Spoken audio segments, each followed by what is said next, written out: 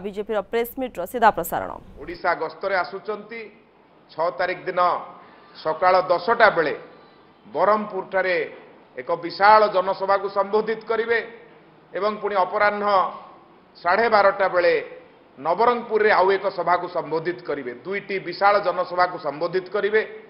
तेणु जो भली भाबरे ओडिशावासी अपेक्षा करिकि रहिचंती भारतर यशस्वी प्रधानमंत्री तांकर प्रिय जे प्रत्येक समय गरीब पे चिंता करुचंती तांको मुहरु दुईपद कथा शुणिबा पाई ओडिशार जनसाधारण अपेक्षा करि रहिचंती। से समय आसी पहुंचिला 6 तारिख दिन दुईटी पार्लियामेंट रे दुईटी बड़ सभा हबो। से सभा माध्यम रे ओडिशा रे भारतीय जनता पार्टी सरकार पाई माननीय प्रधानमंत्री नरेंद्र मोदी आम समस्त को आग्रह करिवे अपील करिवे। तेणु आम समस्ते उत्साही किभली भाबरे प्रधानमंत्री गस्त से दिन हम एवं तार फल निश्चित भाव ओडिशावासी पाइबे।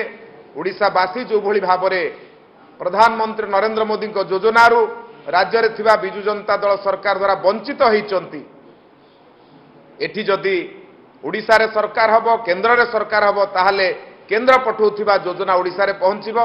सेति प्रधानमंत्री जो आगमन ये आगमन ओडिशा रे सरकार परिवर्तन पूर्व सूचना निश्चित भाव में ओडिशा रे सरकार परिवर्तन हबो एवं प्रधानमंत्री नरेंद्र मोदी जो गस्त अछि ये गस्त ओडिशा रे डबल इंजिन सरकार आनिबारे सफल हबो।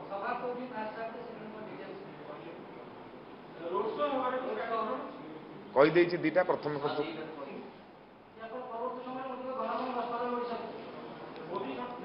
देखु निश्चित भाव में मु आपन को कहिछि विभिन्न नेतांकर गस्त हम आप प्रत्येक दिन शुणिबे जड़े जड़े नेतांकर गस्त हो दीदी जन नेतांकर गस्त हो।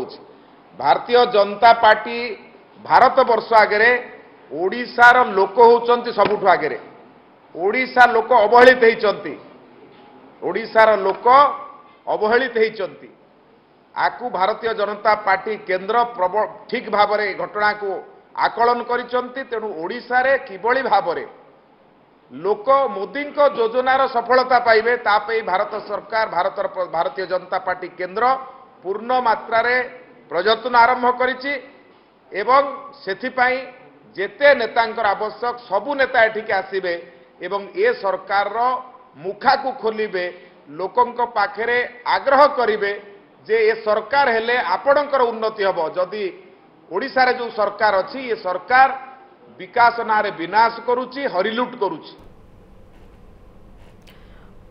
शुणुले बीजेपी ये प्रेसमिट जेहेतु मे 6 रे ओडिशा आसुछंती प्रधानमंत्री नरेंद्र मोदी बमने गस्त कार्यक्रम सब कौन रही से सबुक प्रेसमिट सीधा प्रसारण देखुले।